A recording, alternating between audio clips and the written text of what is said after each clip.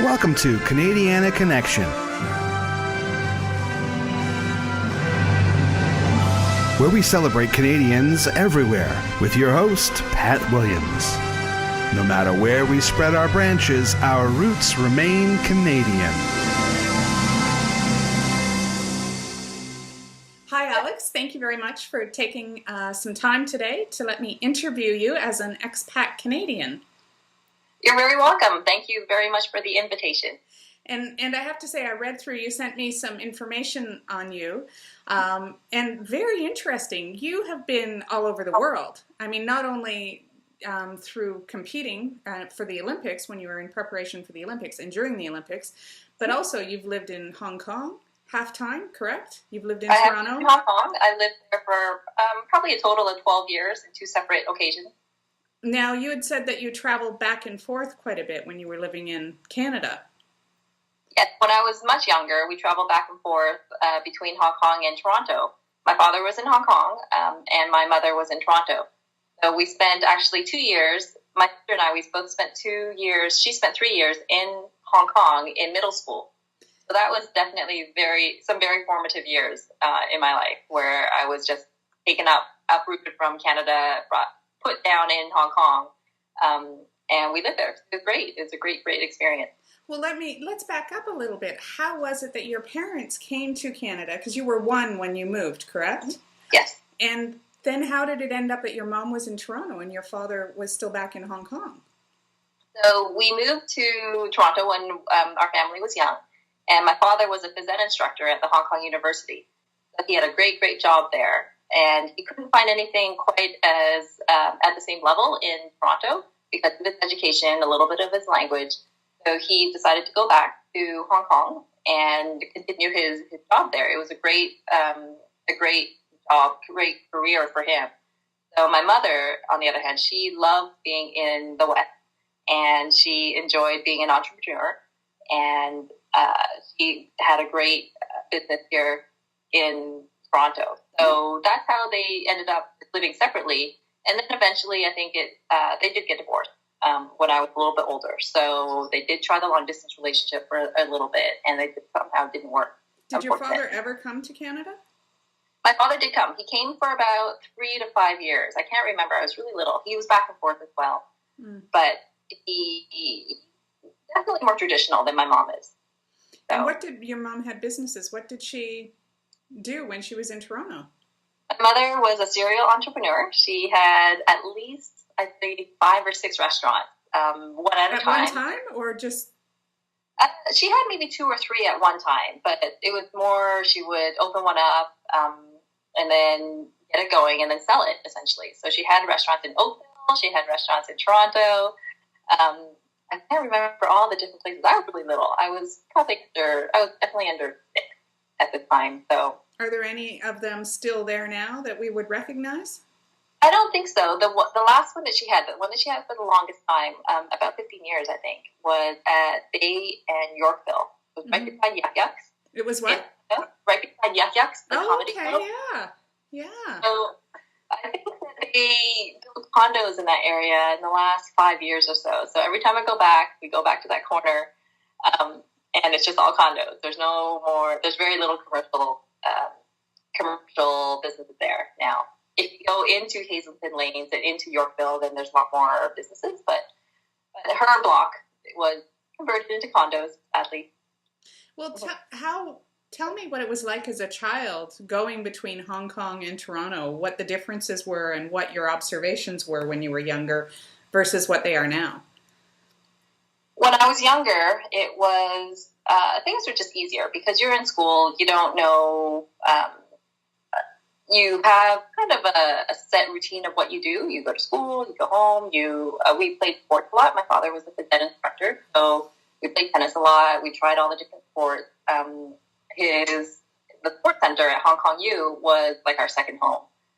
So we didn't go out downtown as much. We didn't get out into the city as much as we did just do our routine, almost like how you go to school every day. Mm-hmm. So when you're little, you don't experience, I guess, the city as much. And then as I got older, and I go back at least every 2 years now, if not more frequently, I experienced just city more. I see the different restaurants. I understand the economy. I'm definitely interested in how politics plays out in both Canada and in Hong Kong and in the U.S. now because I live here. But you just don't understand what's going on during that time. But when you're little, you just don't understand how the economy and how politics. And I didn't realize that it was because my parents wanted a better future, were a little bit worried about what would happen in 1997 when the handover happened. Mm-hmm. That's why they decided to immigrate in the mid-70s. So. Now, do you have a preference either way? Are you glad that they went to Canada? Do you wish you had been raised in Hong Kong? I'm absolutely glad that we were raised in Canada, and I'm even more glad that we had the opportunity to live in Hong Kong when we were young.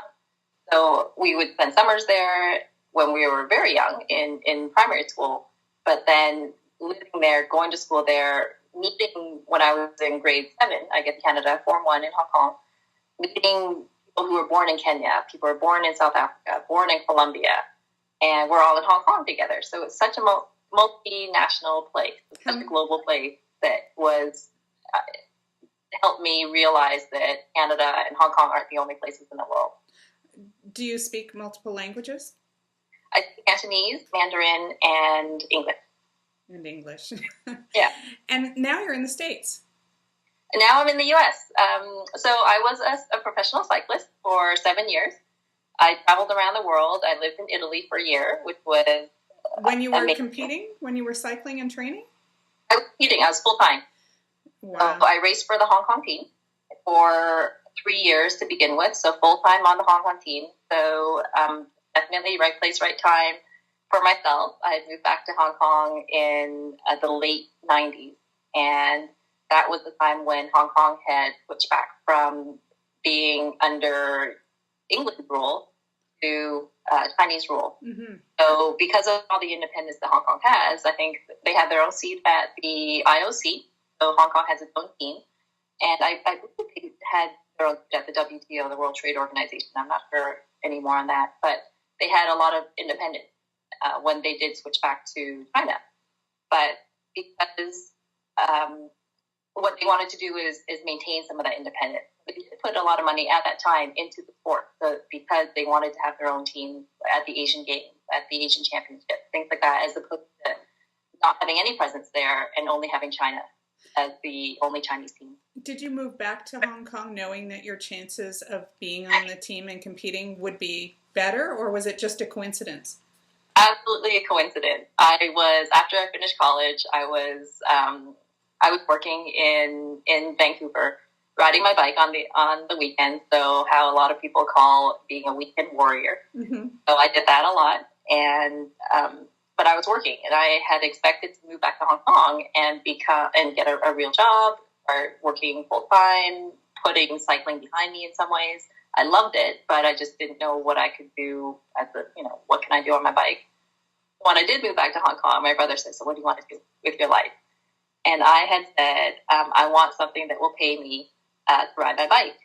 And so we were exploring opportunities on that. And I thought, I could be a bike guide, a bike tour guide in Nepal, things like that. I was definitely considering some of those things.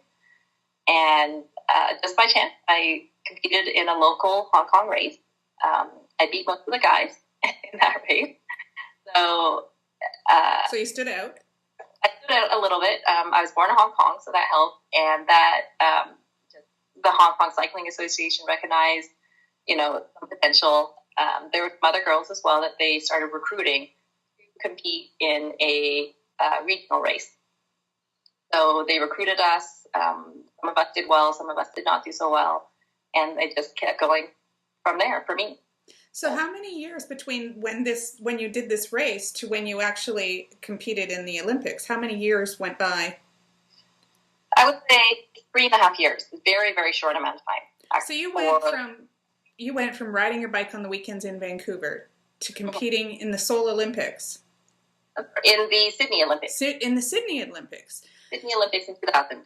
Oh, wow. In 3.5 years. In 3.5 years. That's kind of impressive. How do you follow that? How do you follow that up? You must have very high standards for yourself now. It was very hard. I definitely think that I was very lucky. I competed for Hong Kong, so we were a small country. So in that sense, I had to qualify Hong Kong to qualify for the Olympics. So all the races that I did would qualify me for the Olympics. Whereas like Canada or the US, it's a little bit different. You have about 10 or so athletes qualify their country, and then the country can send 3 athletes to the Olympics. So it's slightly different for larger countries. So it was just you? I was the only female on the Hong Kong team. Wow. What a great experience. So now, of course, a lot of the athletes are heading to London or getting ready to go to London, right? Yeah.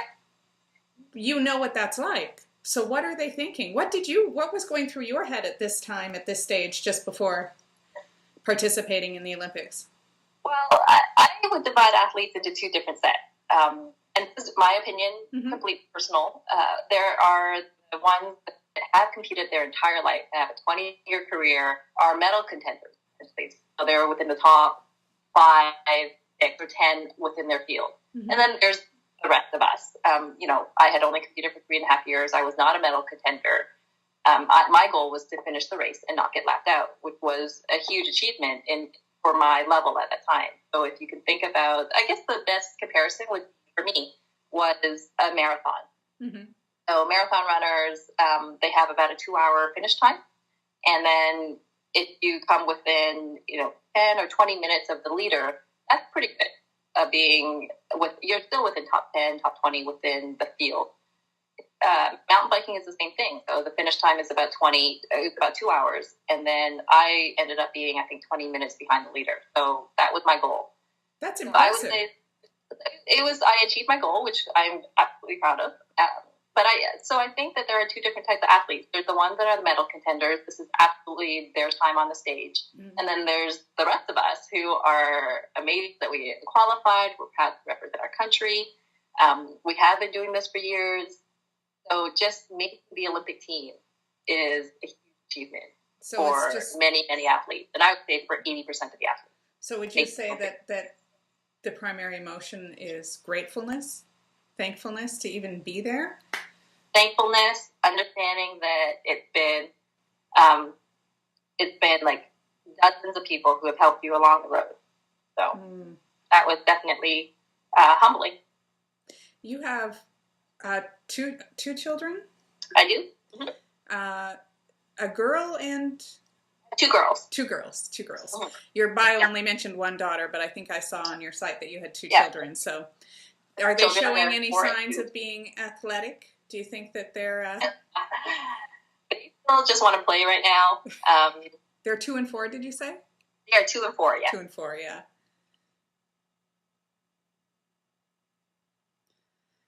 Okay. Sorry. That's okay. I still get very teary when I think about what it took to get me to the Olympics and the dozens of people that helped me out. So I think that's actually very cool that you still are there this many years later. Well, thank you very much. It's definitely the highlight of my life so far, is competing there. Yeah, I can't imagine. I mean, that's a pinnacle of a life. So, and yet you obviously are achieving many things even after that. I mean, the fact you finished UBC, and what is your profession? I am a professional engineer. I have an engineering degree, and I am licensed here in the U.S. As a professional engineer. And then I just actually finished my MBA at the Kellogg School of Management weeks ago. So that was another achievement, which I'm really, really proud of as well. Yes. I was a little bit older than the average student, but it was a great, great fun time. Now, what are you going to do with this from here on? So, I definitely wanted to get out of the engineering design area, and I wanted to get into more business aspects of sustainability.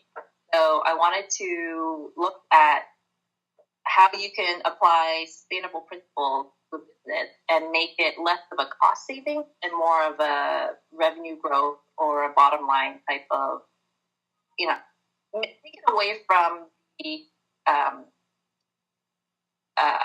from the, I'm not thinking of it clearly, but just taking it away from the nice to do type of work. Yes. Saving the environment and all that kind of thing, to making it like, this is what, if you want sustainability in your business from a financial point of view, then this is what you need to do. Yeah. From a business point of view. Yeah. So where do you see yourself in 5 or 10 years? Is your mother's entrepreneurial spirit? So I've also started a business. Uh-huh. So I do have a full-time job as a sustainability consultant. Actually, I'm hoping to finalize that contract here in the next week or so. And then I do have my own part-time job on the side.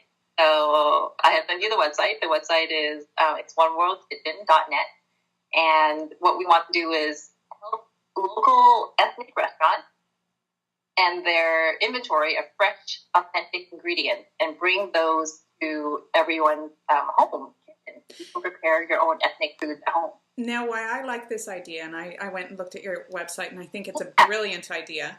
I'm hoping that it spreads beyond Chicago. Uh-huh. But what I like is because I'm really tired of all the processed foods. So I'm cooking everything at home, and there's nothing that's fast when you're cooking it yourself. But the ingredients come right to your door. They're all fresh ingredients, so you don't have the processed crap that you get from, a lot of the fast food restaurants or even the slower food restaurants. And you just cook it yourself, and it comes with instructions. It does come with instructions. So I think that most people, I shouldn't say everybody, but most people like to cook. What most people don't like to do is necessarily shop, wash. True. Portioning is a big deal because you buy a head of lettuce or you buy a head of broccoli and you only need 3 or 4 stems of broccoli to make your dish. So portioning is actually a thing that we're finding out with our customers, that they love having just, 3 carrots chopped up.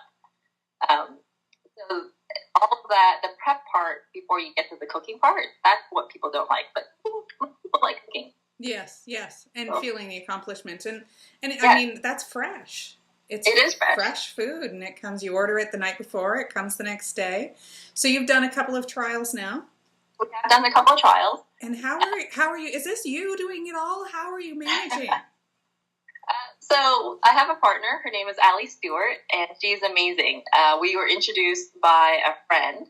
Allie lived in San Francisco, and I was here in Chicago, so we talked on the phone for a couple of times just to get to know each other a little bit, and then we clicked, and we went through a whole bunch of different ideas. So we pivoted at least 4 times until we said, hey, we like this final idea. Mm-hmm. And we started going along, the route of all these other businesses. But I was probably never completely on board until we got this final idea.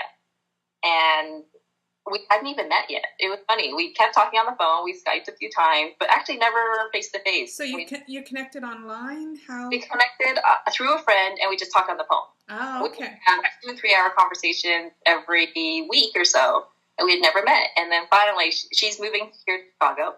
So because of the website, or just coincidentally? Coincidentally, and that's how we connected, because I knew that she would be here at some point. Oh, okay. And so we did finally meet, and we hit it off, and it's been great. We have definitely our own skill set, and we debate, and we discuss, and we are on the same path. So it's been great. I've not been doing this on my own at all.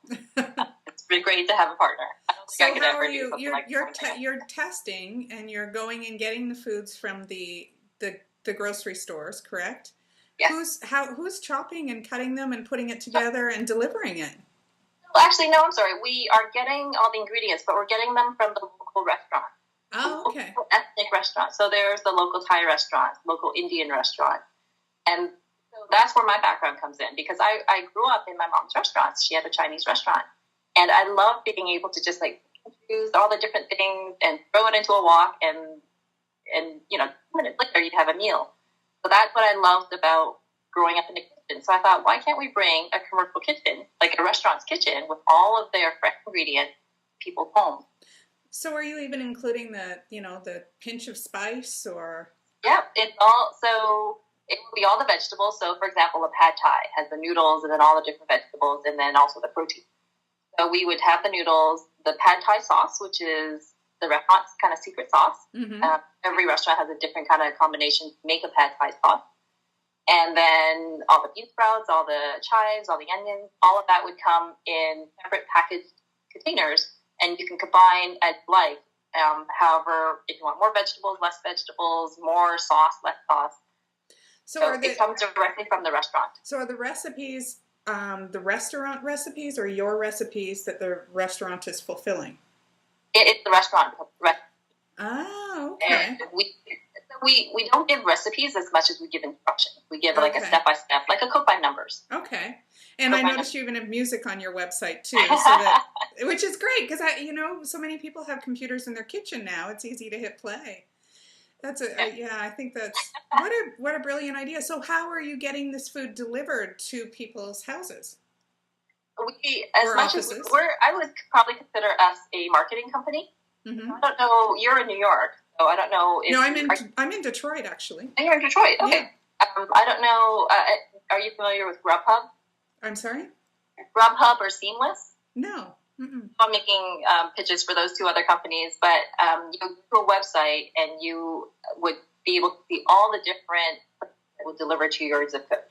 That's what we want to do as well. We want to become like a marketing company for all of these different restaurants.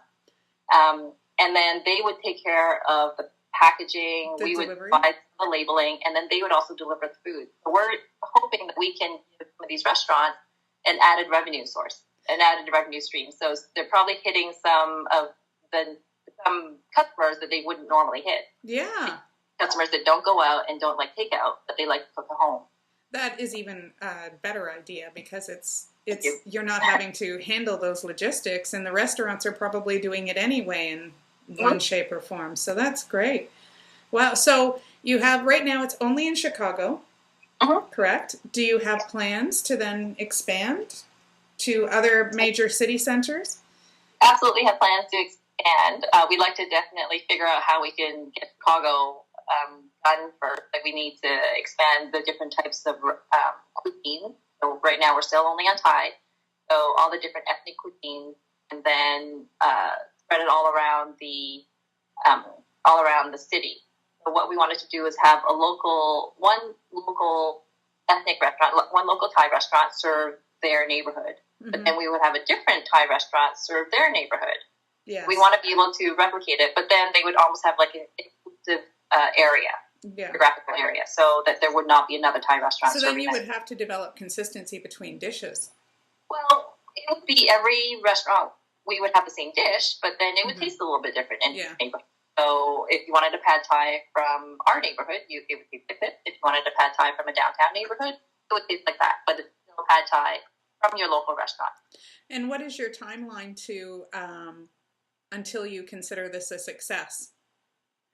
Well, we get an investment. when you get an investment? So when we get some influx of capital. Yes. So we know we consider ourselves a marketing company or a technology company. Mm-hmm. I wouldn't consider ourselves in the food industry necessarily. Mm-hmm. Even though we are serving the food industry, we're more of the technology, the marketing side of it. So we're probably giving ourselves a year to really figure out how we can make Chicago work. Mm-hmm. And then I'd like to go to Toronto next because I know that city very well. And there are a lot of great restaurants there. Great restaurants. And it's a great demographic as well, all the different ethnicities. Mm-hmm. So, yeah. And all those commuters. All the commuters. that don't have time to make dinner. So, yeah. Or to shop and prepare dinner before they make it. So, that's great. Well, that's very exciting. I was thrilled to see your website because I think it's a brilliant idea, and I wish you lots of success with it. Thank you so much. Maybe we'll come to Detroit as well. Yeah, that would be nice. Well, I'm way out, so you have to come out to the suburbs first. I'm about 45 minutes out of Detroit, but yeah. Now, let me ask you, what is your citizenship? Are you Canadian?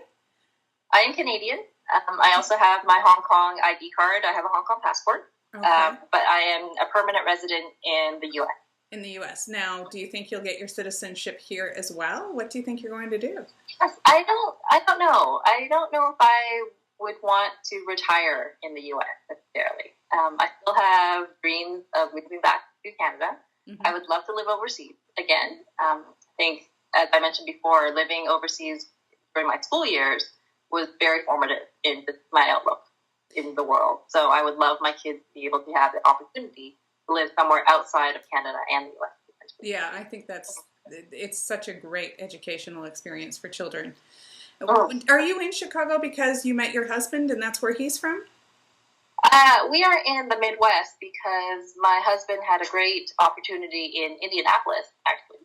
So we lived in Indianapolis for about 4 years, and then I wanted to live in more of a metropolis, a place with direct flight anywhere in the world. So Chicago was logical. I love the city. I think what the previous mayor did, the city, is beautiful. Spent a lot of money, so that's probably not great. But Chicago is a beautiful city. It's very similar to Toronto. It's close enough to Toronto, where my mother still lives. And I'm happy that I'm here. It's got great education institutions. And the city's pretty in many ways. It's beautiful. I've been there several times. I love the art gallery there.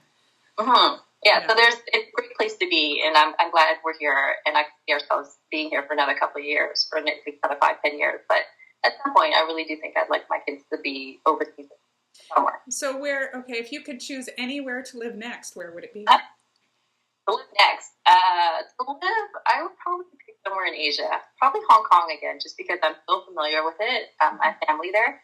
But I wouldn't be opposed to being relocated by my company.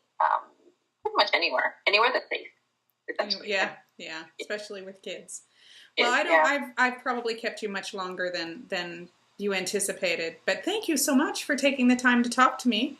Was there anything that you wanted to add, or? Well, I guess I wanted to say hi to all the other Canadians living in the U.S. And even maybe Americans living in Canada. So yes, I'm so glad that we have the opportunity to do this. Yes, thank you so much, and thank you to the Hub Talks. This is your friend that referred. She's on Twitter. I only know her Twitter handle. What is her name? Shan Lai. I'm sorry, say it again. Shan Lai. You keep cutting out. You keep cutting out. So hopefully it's just my speaker and it's videotape, or it's taped properly so we can hear it. But yes, thank you very much to her for putting us together. Yeah, no, thank you very much. I appreciate the opportunity. It's been fun. Well, best of luck. I'll be watching your website to see how it goes. Thank you. And hopefully you get that grant money too. Yes, I hope so. Take care. Thanks so much. Bye, Pat. No matter where we spread our branches, our roots remain Canadian.